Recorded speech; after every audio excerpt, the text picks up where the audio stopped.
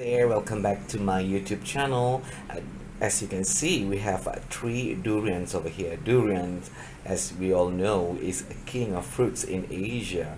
And this year, unlike year 2018, we are very lucky when this year we have a glut of durian production, right? And this time around, I'm going to show you something nice, something exotic, eaten all over Indochina, including Malaysia, Indonesia, Cambodia, and many other places in Southeast Asia.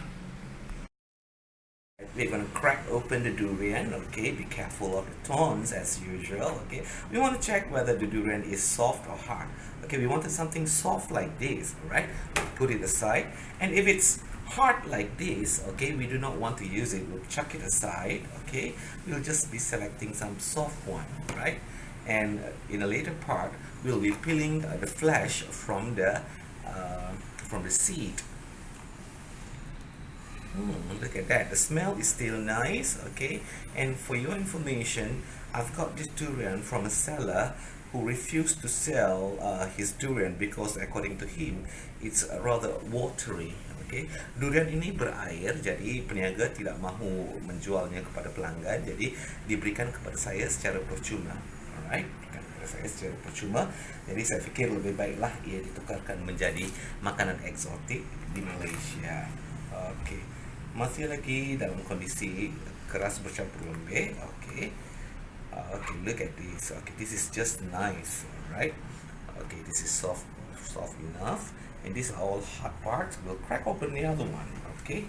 Okay, this is very soft, right?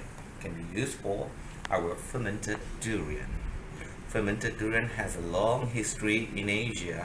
It can be used in so many cooking preparation, right?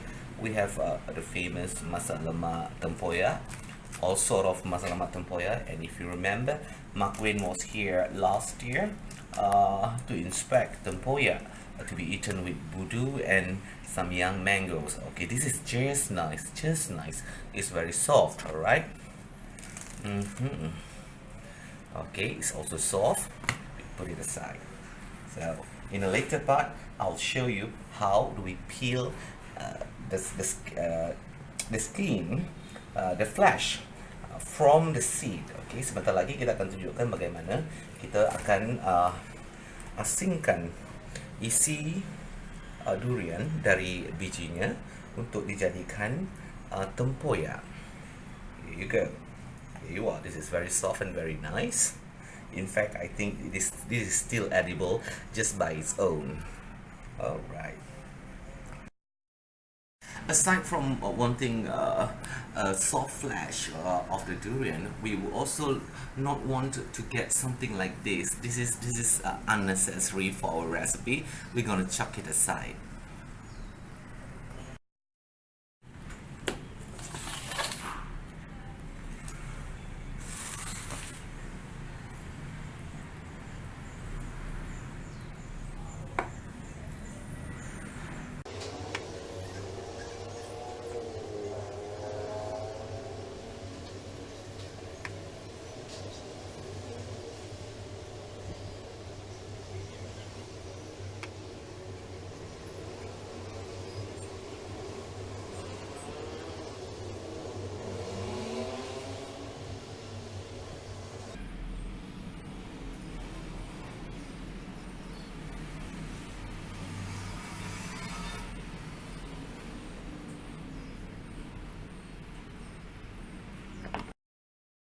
So here you are, the process of taking out the soft flesh from the seed. All right, so I think this is about 5 durians that we use here. Okay, we still have some balance there, and this is the condition that we want it to be. Okay, look at that, very soft, very simple. Of course, with a clean hand. Don't worry about contaminating the tempoyak, because the process of making a tempoyak requires help from your very own enzyme. Enzim tangan Anda akan membantu pembikinan tempoyak. Ya. Kemudiannya nanti kita akan tunjukkan kepada kamu apa yang harus ditambah untuk meningkatkan rasa tempoyak yang kita buat sendiri di rumah.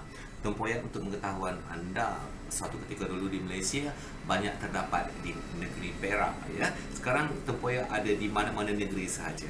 Tambah-tambah lagi dengan glad durian yang berlaku pada tahun 2019, kita ada banyak durian dan harganya merudum jatuh dan boleh dinikmati oleh semua rakyat. Okay, this year around, in year 2019, we have glut of durians, and it enables everyone in Malaysia to enjoy durian to the fullest if they want. But be careful with durian. Durian is nice to eat. It tastes beautiful, but at the same time, it can give you a real high fever if you eat in excess.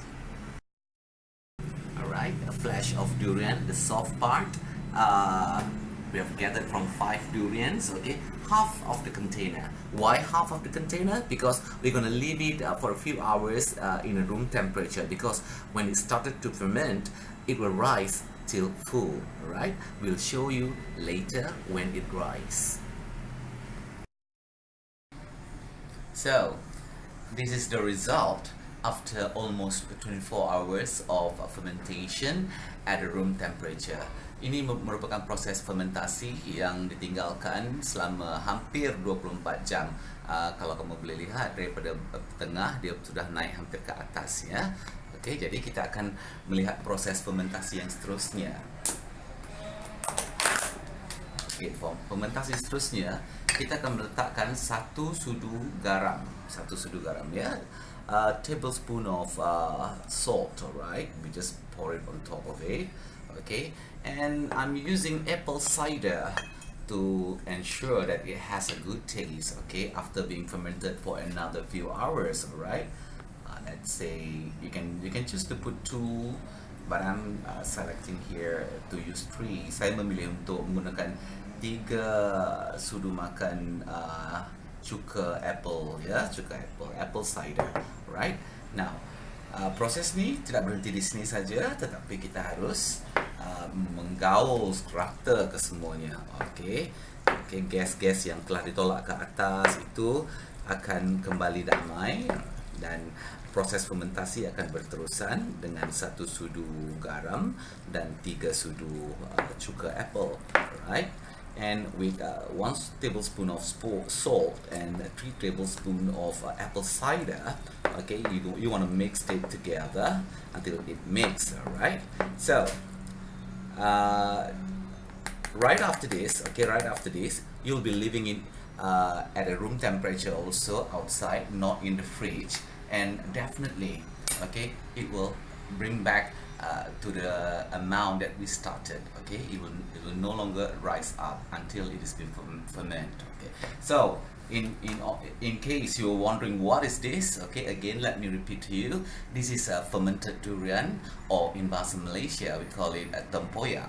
Tempoyak can be used in many kind of dish. There are people who just savor it just like that, mixing it with sambal belacan. Okay, this is sambal belacan and tempoyak, which can be eaten with fried fish, salted fish, and some vegetable. I'm just showing you some example here. Orang-orang Malaysia pasti tahu bagaimana tempoyak itu menjadi resepi yang sangat sedap ya. Kita ada masak lemak tempoyak, kita ada gulai lemak tempoyak, kita ada petai goreng pedas tempoyak, and I believe that there are so many other recipes all around Asia when it comes to fermented durian, or what we call tempoyak.